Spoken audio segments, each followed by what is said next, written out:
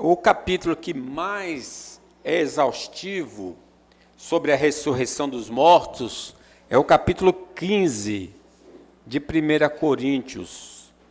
Não iremos falar sobre ele todo, mas falar uma parte dele nesse dia especial. 1 Coríntios, capítulo 15. Não tem outro capítulo mais extenso sobre a ressurreição dos mortos do que o capítulo 15. Antes, façamos uma oração. Nosso Deus, ninguém compreende a palavra a não ser pelo Espírito Santo. E então rogamos que Ele opere em nós, em nossos irmãos espalhados na face da terra, onde estão cultuando o Teu nome. Usa a leitura, usa o seu servo mensageiro para revelar a grandeza de Jesus, a maravilha de Jesus, a obra de Jesus, a salvação de Jesus, para a edificação da igreja e salvação dos pecadores. No nome de Jesus, amém. Meus irmãos, vejam, a gente, na medida que for comentando, nós vamos lendo. Vamos ler esses dois primeiros versos. Irmãos, venho lembrar-vos o evangelho que vos anunciei, o qual recebestes e no qual ainda perseverais. Por ele também sois salvos, se retiverdes a palavra tal como vos-la preguei, a menos que tenhas crido em vão. Observaram a palavra do apóstolo, que o evangelho que eles pregavam exige fé. A mensagem anunciada pelos apóstolos exige do ouvinte crer no que está sendo anunciado e falado. Venho lembrar-vos o evangelho que vos anunciei, o qual recebestes. Receber no sentido de acreditar, eu acredito nessa mensagem. Então, é preciso crer no evangelho, e crendo nesse evangelho, eu preciso perseverar no evangelho, e no qual ainda perseverais. Ser fiel e dar-te-ei coroa. Eu não posso sair do evangelho, eu preciso continuar no evangelho. E não só crer e perseverar, mas conservar o evangelho. Por ele também sois salvos, se retiverdes a palavra tal como vos-la anunciei, vos-la preguei, a menos que tenhas crido em vão. Então, eu creio, eu persevero e eu não modifico. Não há alteração no evangelho dos apóstolos. Por exemplo, você vai encontrar o evangelho segundo o Espiritismo. Não é o evangelho apostólico, né? Não é o evangelho apostólico. Eu preciso crer, eu preciso perseverar, eu preciso continuar nessa mensagem para obter a salvação. O que não estava acontecendo com a igreja da Galácia. Paulo disse, eu estou admirado que vocês estão deixando o evangelho de Cristo para abraçar um outro evangelho, uma nova mensagem, uma mensagem diferenciada da mensagem apostólica. E no capítulo 15 de Atos, alguém disse assim, não, crer no evangelho não é suficiente para a salvação. É preciso observar a lei de Moisés, em especial a lei cerimonial de Moisés. Aí Paulo disse, não, de jeito nenhum. A salvação é unicamente pela fé em nosso Senhor Jesus. Não há necessidade de adorno, de boas obras, ou qualquer outro tipo de acréscimo à salvação que vem através de Jesus.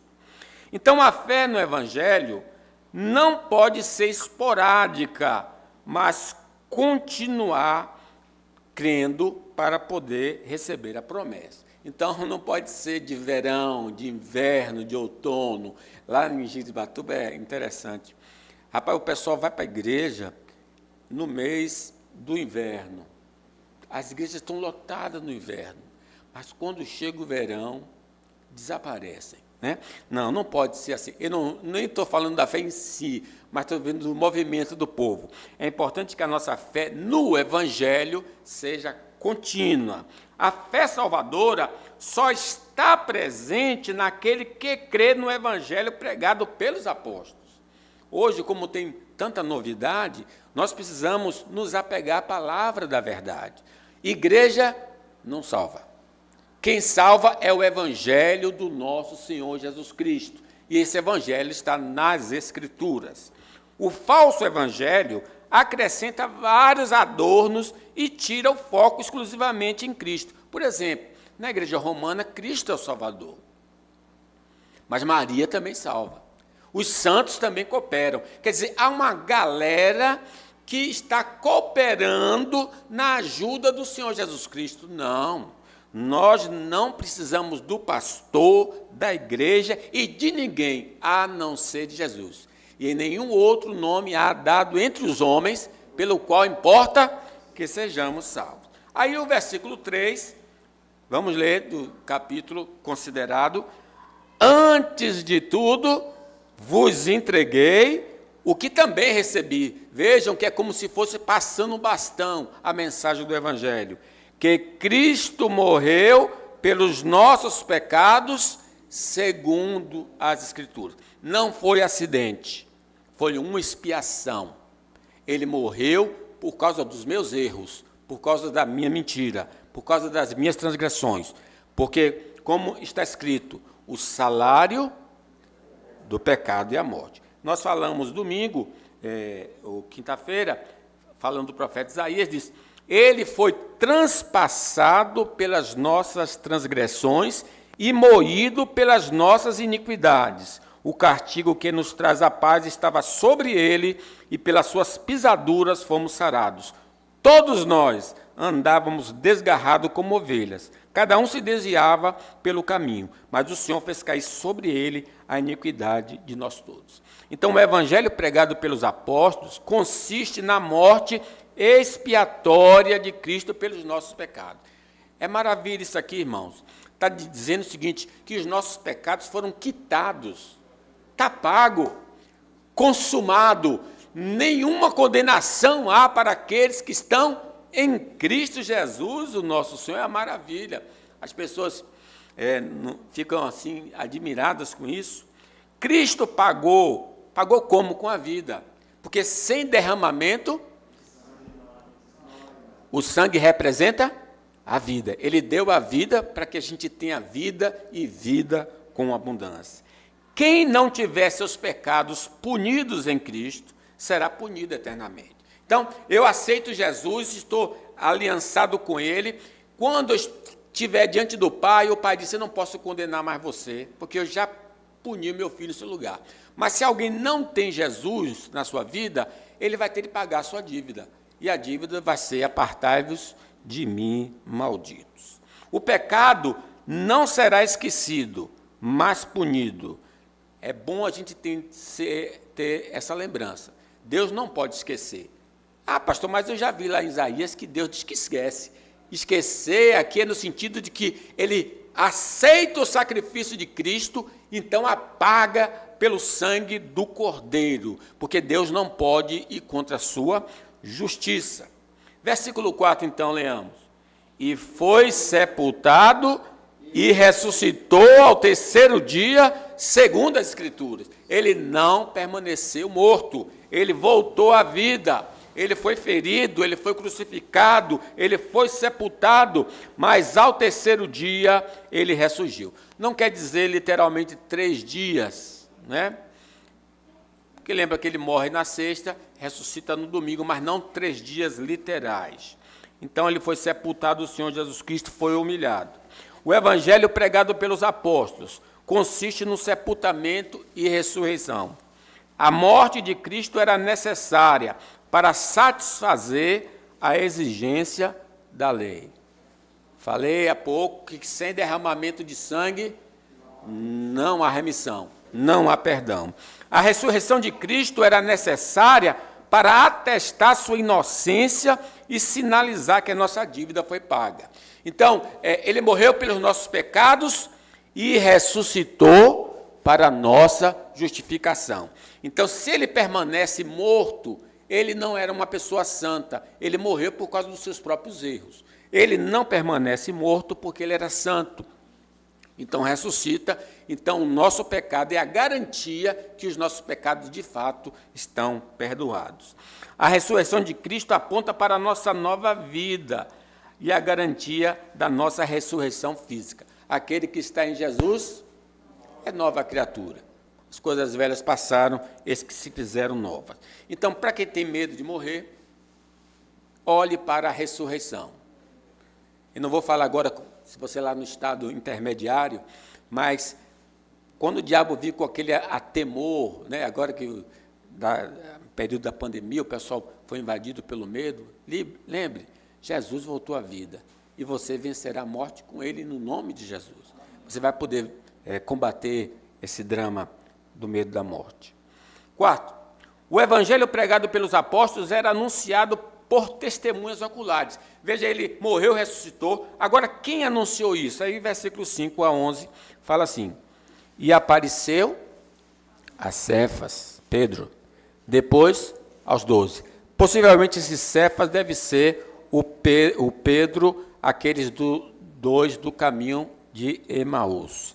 Depois foi visto por mais de 500 irmãos, olha as testemunhas oculares, de uma só vez, dos quais a maioria sobrevive até agora, porém alguns já dormem, no período em que foi escrito essa carta. Depois foi visto por Tiago, mais tarde por todos os apóstolos, e afinal, depois de todos, foi visto também por mim, como um nascido fora de tempo. Porque eu sou o menor dos apóstolos, que mesmo não sou digno de ser chamado apóstolo, pois persegui a igreja de Deus, mas pela graça de Deus sou o que sou, e a sua graça que me foi concedida não se tornou vã. Antes trabalhei muito mais do que todos eles, todavia não eu, mas a graça de Deus comigo. E aí versículo 11 fecha essa mensagem, essa parte da mensagem, leamos 11. Portanto, seja eu, ou sejam eles, assim pregamos e assim creste. Qual é a mensagem? Que ele morreu pelos nossos pecados e ressuscitou ao terceiro dia. As testemunhas atuais do Evangelho testificam da coerência e da veracidade do escrito. Por exemplo, um juiz como nós não presenciou o crime. Como é que ele vai julgar se ele não presenciou o crime? É que chegam os autos a ele. Testemunho de defesa, testemunho de acusação. Então chega toda a papelada e o juiz, ao examinar aquilo à luz da lei, diz, olha, isso merece absolvição, isso merece condenação. Então hoje nós não vamos fazer os sinais que os apóstolos fizeram como confirmação da mensagem. Nós pregamos e testificamos pela Escritura que de fato é assim. Ela é coerente, esse livro do Velho e do Novo Testamento. As testemunhas atuais do Evangelho demonstram a veracidade do escrito apostólico através da transformação da vida. Isso também é importante. Ninguém aqui é perfeito, todo mundo ainda tem pecado, nós confessamos nossos pecados, mas nós não somos como diz a palavra do cego. O cego aparece para os amigos, familiares, e alguém diz, não é o cego que estava mendigando? E aí alguém diz, não é ele, não, parece com ele. E ele então se defende, sou eu. Então perguntaram, como é que você está enxergando? Ele disse, um homem chamado Jesus mandou lavar e eu estou vendo. Então nós que falamos desse evangelho, testemunhamos com a nossa própria vida. Ainda que imperfeito, olha, eu estava nas trevas e Deus me chamou para a sua maravilhosa luz. As testemunhas atuais do evangelho têm a presença e o poder do Espírito Santo na transmissão do Escrito. Ficar em Jerusalém, até que do alto sejais revestidos de poder. Então, a base, o fundamento do Evangelho é que ele morreu e ressuscitou. E aí Paulo vai condenar alguns que estavam ensinando algo diferente. Versículo 12 e 13, leamos. Ora, se é corrente pregar que Cristo ressuscitou dentre os mortos, como, pois, afirmam alguns dentre vós que não há ressurreição dos mortos? E se não há ressurreição dos mortos, então Cristo não ressuscitou. Por que isso? Porque para os gregos, o corpo era a causa do pecado. Então, eles não concebiam que Jesus se tornou homem, porque o Deus que criou a matéria não é um bom Deus, é o Deus ruim. A verdadeira salvação consiste em se livrar do corpo. Então, eles anunciavam, diziam, olha, os mortos não vão ressuscitar. Alguns estavam falando isso na igreja. E Paulo, então, para combater essa heresia, diz o seguinte: afirmar que os mortos não vão ressuscitar anula o quê? A ressurreição de Jesus. Né? Então, por exemplo, o Espiritismo, novamente cito, eles acreditam na reencarnação. Não, mas nós não acreditamos. Nós acreditamos na ressurreição. Então, negar que os mortos, todos os mortos vão ressuscitar, é negar que Cristo ressuscitou dos mortos. Cristo veio e resgatou o homem integral, corpo e espírito. Este evento do resgate total do ser humano acontecerá no último grande dia. Ele morreu para nos resgatar, porque Deus não está interessado somente na nossa alma. A gente gosta de dizer, sua alma vai para o céu e seu corpo vai para o inferno. Não, Deus vai resgatar o corpo e a alma. Nós somos unidos. Os nossos irmãos que partiram, Marlene, por exemplo, Maria Lúcia, estão desencarnadas, agora no paraíso, lá com os anjos, com os arcanjos, mas elas não estão completas. Elas precisam do corpo porque elas foram criadas com o corpo. E isso vai acontecer quando?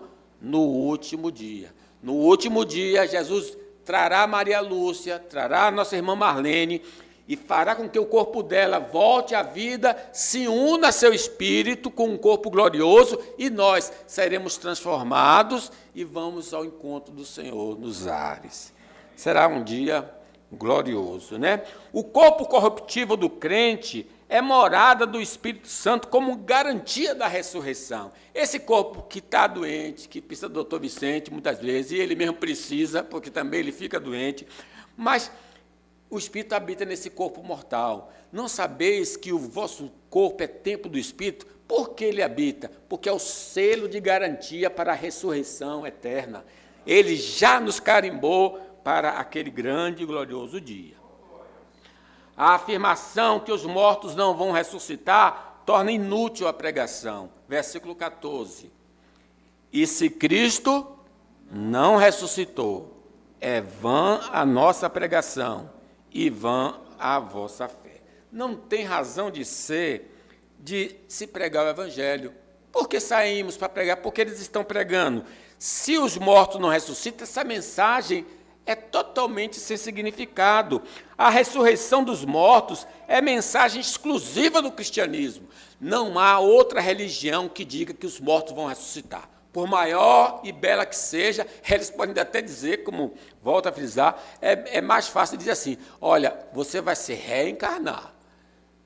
Porque aí você não pode nem averiguar essa questão, né? Eu fui um peixe, eu fui lá um tolo.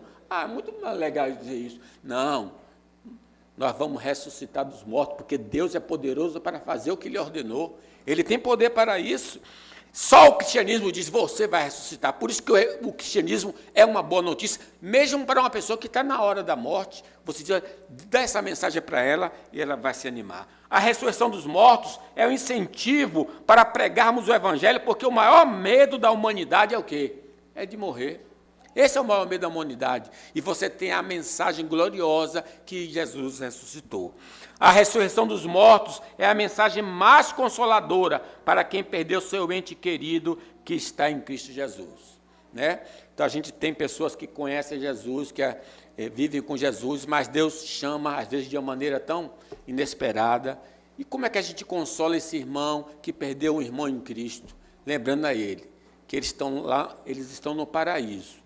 E que depois eles vão ressuscitar no último dia. Paulo escreve isso aos 1 Tessalonicenses. Versículo 14.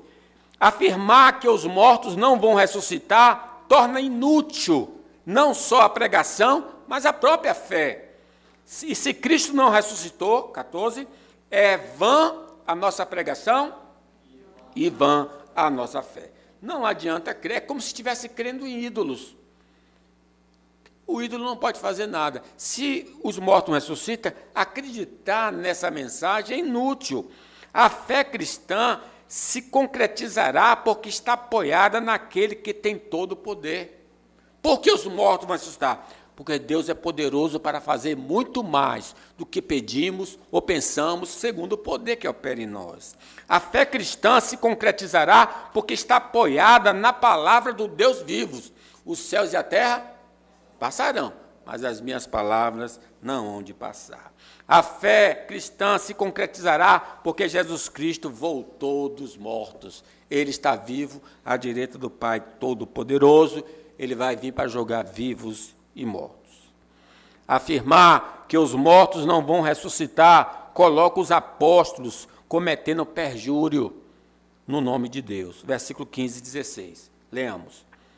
E somos tidos por falsas testemunhas de Deus, porque temos asseverado contra Deus que ele ressuscitou a Cristo, o qual ele não ressuscitou, se é certo que os mortos não ressuscitam. Porque se os mortos não ressuscitam, também Cristo. Veja como está tudo preso. Não há possibilidade de negar a ressurreição. Se negar a ressurreição, vai cair tudo. Não fica o Novo Testamento em pé. É a coerência da palavra de Deus, né? Então, a lei de Deus proíbe o falso testemunho. Não dirás falso testemunho. Os apóstolos teriam quebrado esse testemunho. A mentira, lembremos, a mentira é a arma do diabo para afastar os homens. O diabo é o pai da mentira. Os apóstolos não são da família do diabo. Ele faz da parte do Senhor Jesus Cristo. Negar, então, a mensagem cristã é tornar Deus o quê? Mentiroso. Se eu não creio, eu estou dizendo Deus é mentiroso, porque Deus é que mandou pregar a mensagem. Versículo 17 diz, e se Cristo não ressuscitou, é vã a vossa fé, e ainda permaneceis nos vossos pecados, que é o mais grave de todos. Então, nós estamos ainda com a dívida. Se ele não voltou à vida, nós estamos com os nossos pecados. E aí estaremos numa situação bem embaraçosa no dia do juízo final. Afirmar que os mortos não vão ressuscitar é tornar inútil servir a Deus. Observe aí 18, leamos, 18 e 19. E ainda mais, os que dormiram em Cristo pereceram. E se a nossa esperança em Cristo se limita apenas a esta vida, somos os mais infelizes de todos os homens. Cristo, os homens. Bem, vejam, irmãos, hoje é um domingo. O que a gente podia estar fazendo se Cristo não ressuscitou? Curtindo a vida. Porque eu vou morrer. Então, por que vocês estão aqui? Veja que está curtindo a vida. Não que o crente não possa curtir a vida, né? A gente curte de uma maneira diferente, tem uma visão diferente. Nós estamos aqui porque acreditamos que os mortos vão ressuscitar, gente. É isso que nos faz estar aqui e não estar no carnaval, que agora vai ser o carnaval da Páscoa, né? Porque não fizeram na data, agora vai ser o carnaval da Páscoa. No dia 21 vai ter o carnaval aqui na Bahia. Então, vai para o carnaval, vai para a praia. Não que seja errada a praia em si ou coisas desse tipo. É que nós acreditamos que hoje é o dia que ele voltou à vida para nos dar essa gloriosa esperança. Se a morte é o fim, se morreu, acabou, gastar os poucos anos de vida na religião cristã ou qualquer outra é perda de precioso tempo. Mas se os mortos ressuscitam, a grande recompensa é servir ao Senhor. Não é inútil estar aqui, não. Nós temos um grande galardão para receber futuramente. Se a morte é o fim, devemos só nos preocupar com a lei social, para não sermos punidos. Mas se os mortos ressuscitam, respeitemos também a palavra de Deus, pois haverá um dia de juízo final. Se a morte é o fim, vamos procurar nos divertir ao máximo. Mas se os mortos ressuscitam, lembremos que teremos de prestar conta do nosso viver ao Criador e Juiz de toda a terra. E aí, do 20 ao 28, eu termino dizendo, ele rebateu aqueles que negavam a ressurreição. E agora ele fala da ressurreição propriamente dita, dizendo, primeiro, a ressurreição dos mortos é anunciada pela ressurreição de Cristo. Leamos o 20. Mas, de fato, Cristo ressuscitou dentre os mortos, sendo ele as primícias dos que dormem. Tá bom. Por que primícia? Ele é o primeiro. Ele é a prova de que os mortos vão ressuscitar. Louvado seja o nome do Senhor. Se habita em vós o Espírito daquele que ressuscitou a Jesus dentre os mortos. Esse mesmo que ressuscitou a Jesus dentre os mortos, vivificará também o vosso corpo mortal, por meio do seu Espírito que em vós habita. A ressurreição de Cristo é a garantia da nossa ressurreição. O terror da morte é vencido com a crença na ressurreição de Cristo. A morte não é o fim, mas a mudança temporária do crente para o mundo da realidade invisível. Vocês sabem que tem algumas pessoas que não provaram a morte física. Elias, Enoque. E eles estão aonde? Lá nesse estado intermediário, que a gente chama de estado intermediário. Que, infelizmente, alguns crentes dizem assim, eu vou morar no céu. Não é verdade. A gente não vai morar no céu, não. Seu CEP está errado. Não vai morar no céu. O céu é um lugar provisório aonde os crentes estão. Nós iremos morar no novo céu e numa nova terra. Então, aonde Marlene está, aonde nossa irmã Maria Lúcia estão ali no céu. Esse é o céu, é um lugar provisório. Inferno também não é a habitação definitiva do homem ímpio. O inferno é um lugar provisório que os ímpios estão. Eles irão para o lago de fogo. Veja lá no Apocalipse 20, o inferno, tudo será lançado no lago de fogo. É lugar definitivo, né? Então, os nossos irmãos estão lá nesse lugar intermediário. Mas nós devemos anelar o novo céu e uma nova terra. Apesar de que lá no céu é melhor do que está aqui. Porque alguns batem assim na madeira, né? Vou para o céu. Não quer ir para o céu. Paulo disse, é incomparavelmente o quê? Melhor. Está vendo como a gente afugenta a morte e a enfermidade? Se partir, eu vou estar com Cristo, que é incomparavelmente melhor. Então, ele disse, eu não sei o que escolher. Não sei o que escolher, se eu vou, mas por amor de vocês, eu vou ficar para ajudar vocês na fé. Né? A morte, então, não é o fim. A ressurreição dos mortos é obra de Cristo, mas a morte é obra de Adão. Quem é que nos matou e quem é que nos dá vida? Versículo 21, leiam. Visto que a morte veio por um homem, também por um homem veio a ressurreição dos mortos. Quem nos matou? Adão. Porque no dia em que você comer, certamente morrerás. Ele morreu, por um homem entrou o pecado, pelo pecado da morte, a morte passou a todos os homens. Então todo mundo morreu em Adão. Mas agora todo mundo pode viver em Cristo, aceitando Jesus como Senhor e Salvador. A desobediência a Deus sempre conduz à morte, mas a submissão ao Senhor à vida. O destino eterno de um indivíduo é conhecido pela sua submissão. Vejam, não há perfeição aqui na terra, mas a desobediência aberta, franca contra Deus é um mau sinal, é um sinal de morte. Mas uma obediência, ainda que relativa, porque não é perfeita nessa vida, é sinal de vida. Então nós precisamos tomar cuidado disso. Adão foi desobediente e morreu. Cristo obedeceu e nos deu a vida. O destino... Os maus querem os benefícios do Senhor, mas não fazem nenhum esforço para andarem no caminho de Deus. Vão ficar decepcionados no dia do juízo final. Porque não se pode se andar por dois caminhos, ter dois senhores. Não podeis amar a Deus e as riquezas. A ressurreição dos mortos para a vida eterna é para quem está em Cristo. Mas quem está em Adão, a ressurreição dos mortos será para a morte eterna. Sim, os mortos fora de Cristo vão ressuscitar também. Observe aí, 22. Porque assim como em Adão todos morrem, assim também todos serão vivificados em Cristo. Então haverá um dia, quando o Senhor voltar, que todos os mortos ressuscitarão. Só que haverá uma distinção, uns para a vida eterna e outros para a condenação eterna. Não vos maravilheis disso, porque vem a hora em que todos que se acham nos túmulos ouvirão a sua voz e sairão. Os que tiverem feito o bem, para a ressurreição da vida. Os que tiverem praticado o mal, para a ressurreição do juízo. Então, se você tinha na mente assim, que os descrentes não vão ressuscitar também. Agora, para um destino diferente. Todo homem, naturalmente, está em Adão, mas só passa a estar em Cristo quem crê no Evangelho. Então, não preciso fazer força para estar em Adão. Nós somos descendentes de Adão. Agora, para estar em Cristo, é preciso dizer, eu creio, e ser batizado em nome do Pai, do Filho e do Espírito Santo.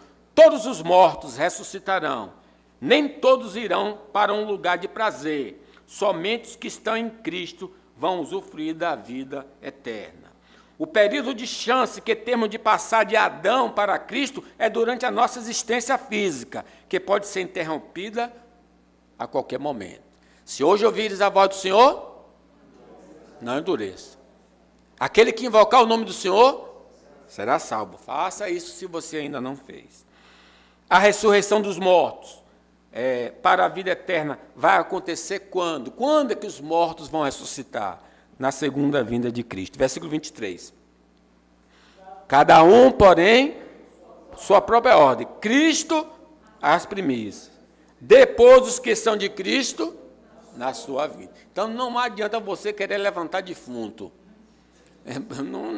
Não levante defunto. O Senhor ressuscita. Não. Primeiro é Cristo. Depois, os que são de Cristo na sua vinda. Então, até lá, o corpo dos nossos irmãos ficarão onde morreram, né? Em qualquer canto, que seja espalhado, tal, e depois, o seu espírito está na presença gloriosa de Deus. Então, a data do retorno de Cristo não foi revelada a homem nenhum, mas os falsos profetas alegam saber esse dia. Não se preocupe que dia vai acontecer. Enquanto você não ressuscitar, você vai estar de boa, lá na presença gloriosa de Deus. As promessas de Deus só se concretizará no tempo determinado por Ele. Não devemos determinar sua realização para não sermos envergonhados e causar escândalo, que aí fica marcando dia e hora de que Deus vai fazer alguma coisa. Aí, a ressurreição dos mortos vai marcar a destruição da morte. Quando a morte, de fato, irá morrer? No dia em que Cristo voltar e ressuscitar os mortos. Versículo 24 a 26. Leamos. E então virá o fim, quando ele entregar os reino ao Deus e Pai, e quando houver destruído todo o principado, bem como toda potestade e poder, porque convém que ele reine, até que haja posto todos os inimigos debaixo de seus pés. O último inimigo será a morte. A morte já tem a data de sepultamento. Nós não sabemos. Mas sabemos, a morte da morte, é um tema de um livro, né? A morte da morte na morte de Cristo. A morte vai morrer no dia determinado. O funeral dela para sempre, nesse dia glorioso e maravilhoso. A morte nos separa dos queridos, mas nosso espírito se aproxima de Deus, dos anjos e dos santos nos céus. A morte entristece, mas a ressurreição restaura a esperança.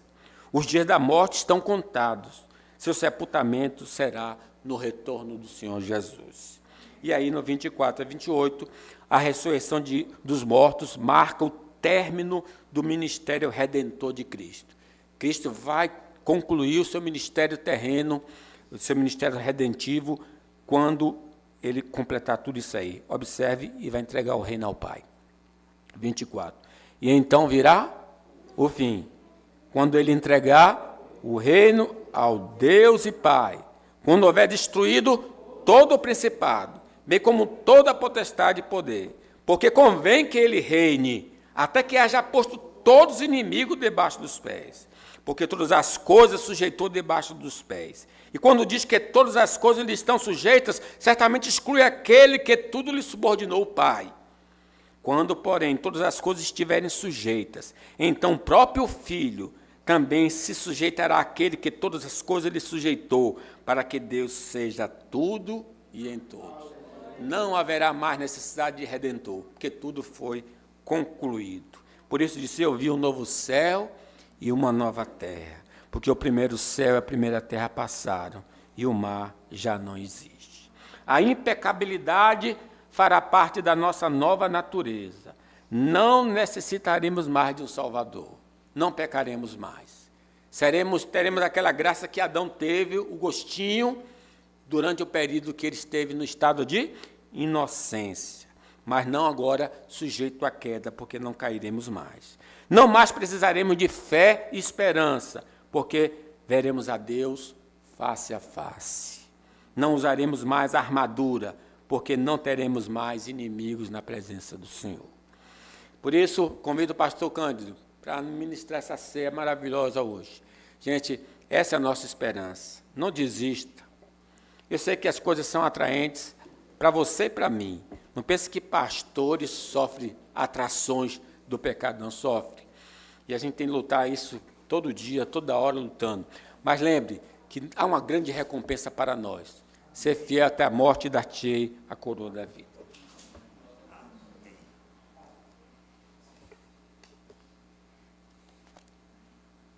Convido o presbítero Vicente a tomar assento.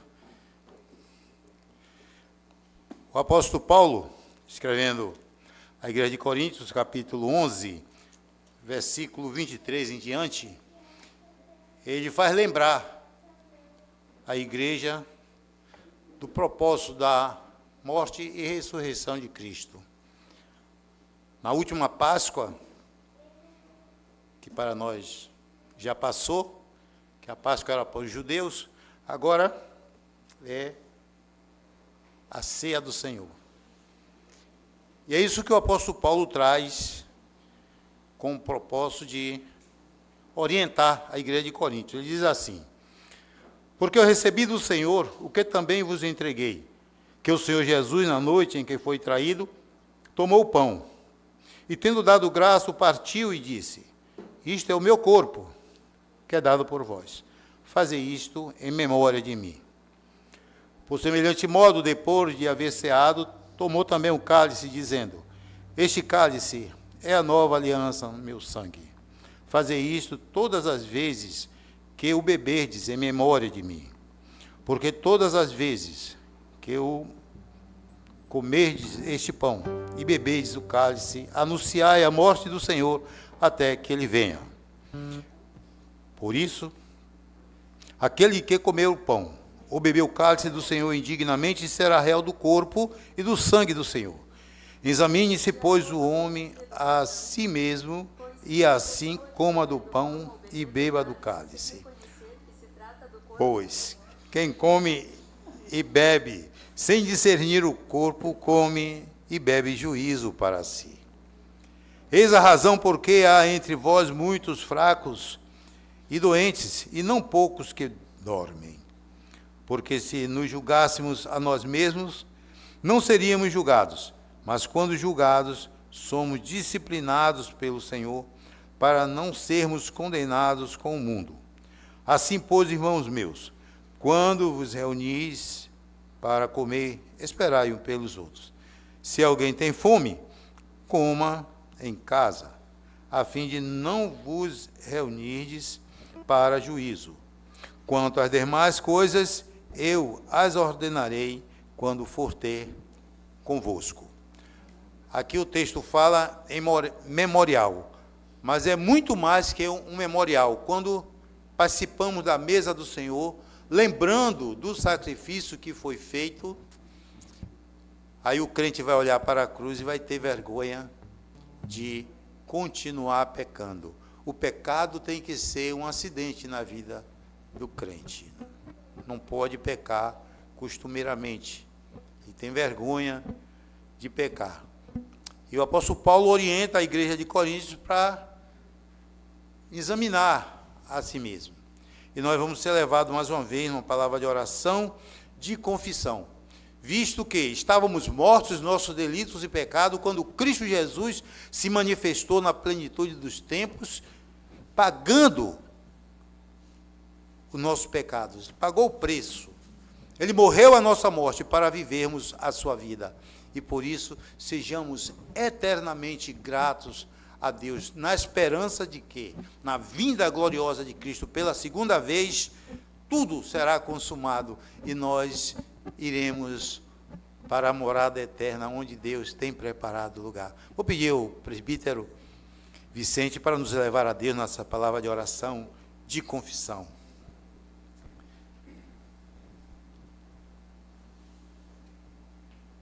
Deus de amor e de misericórdia, ainda na tua presença, clamamos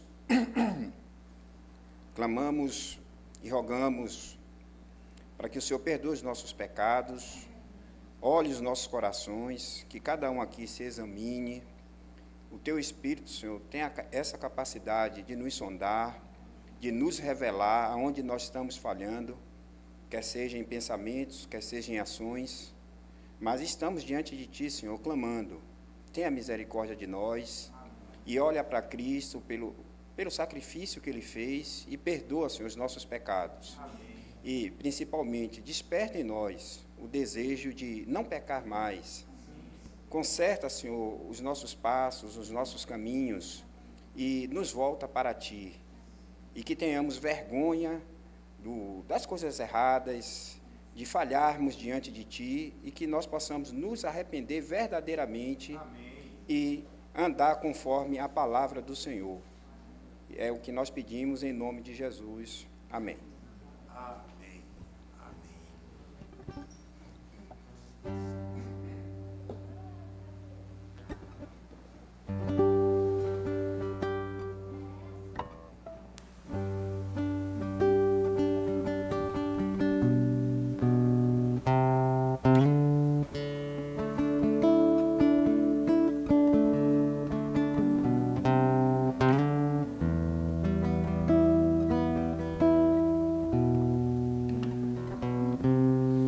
Na noite que o Senhor Jesus foi traído, ele tomou pão, diz o apóstolo Paulo na sua narrativa, e partiu, dizendo: isso é o meu corpo, que é dado por vós. Fazer isto em memória de mim. Como ministro do Evangelho, demos graças ao Senhor.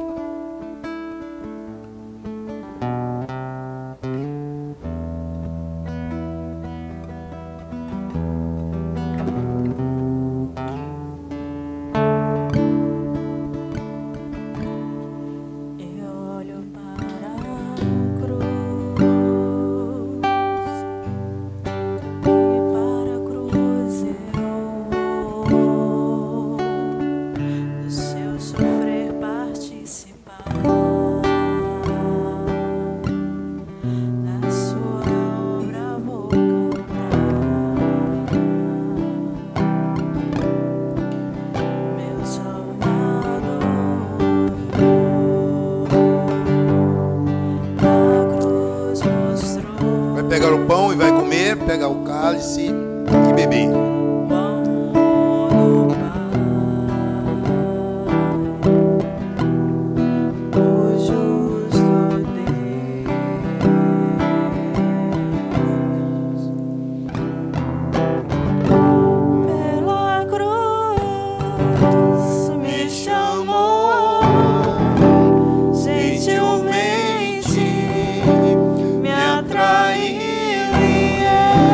Sem palavras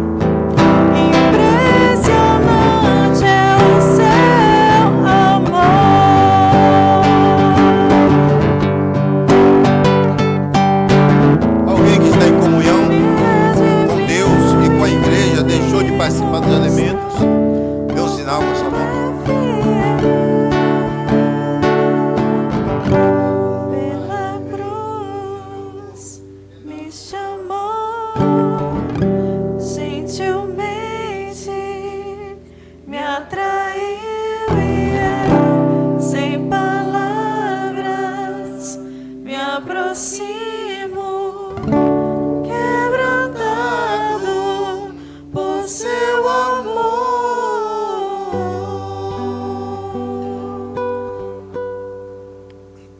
Esse momento é o momento do ofertório no culto reformado. Eu convido a igreja a se colocar de pé.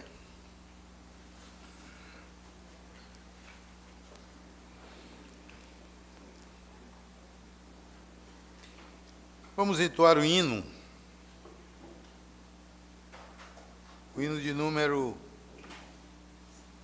276. Quem não ofertou na entrada poderá fazê-lo na saída.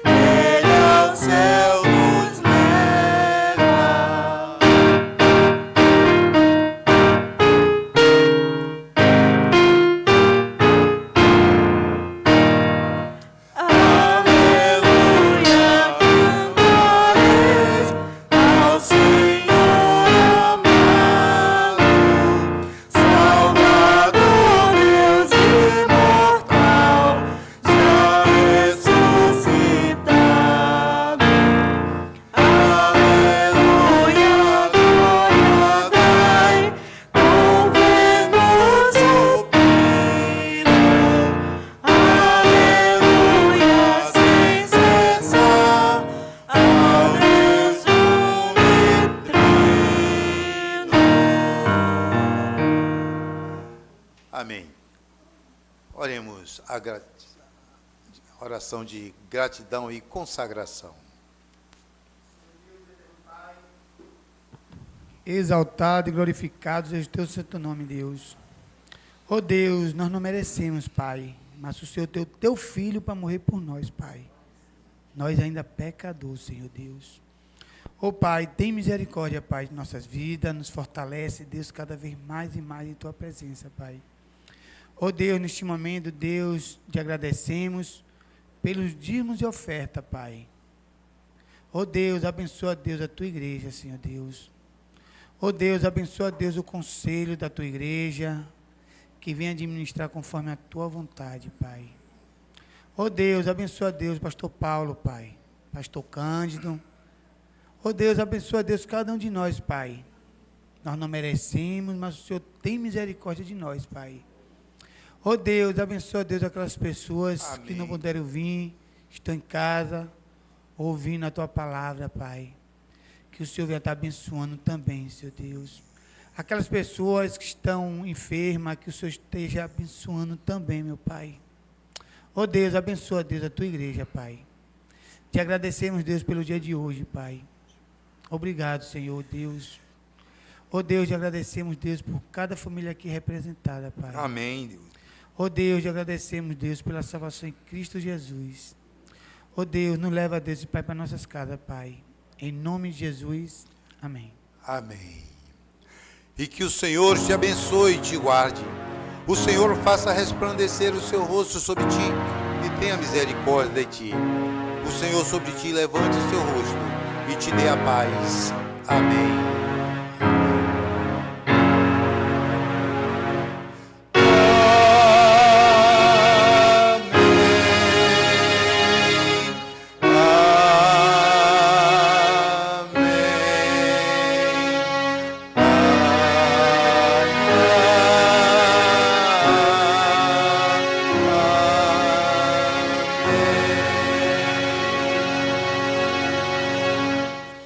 Pode assentar, irmãos.